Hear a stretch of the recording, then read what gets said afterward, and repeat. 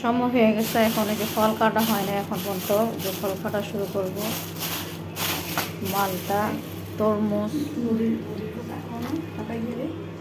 তরমুজ। তারা কি আজকে সন্ধ্যা খাবার হবে না? এটা কি মাছ জানি? শোল মাছ। শোল মাছ। আগে দেখছি নানিরা শোল মাছ রান্না করছে এরকম টুকরো করে আলু দিয়া কষায়।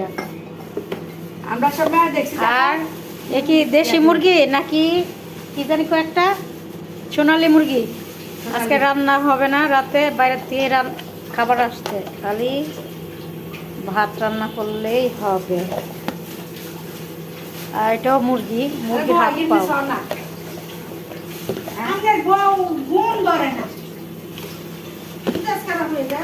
তো আজকে অনেকগুলো তরকারি রান্না হয়েছে, শুধু রাত্রে ভাত রান্নাই হবে।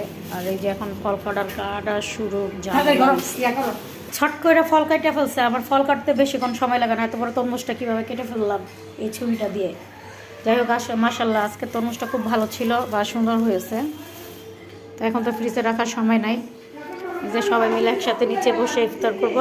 নিচে বসে ইফতার করা মানে সবার সাথে খুব মজাদার আর খুব ভালো লাগে। এই রাশান, ইফতার করতে বসো তুমি। আর তরকারি কি বাইরে থাকবো না ফ্রিজে রাখবো?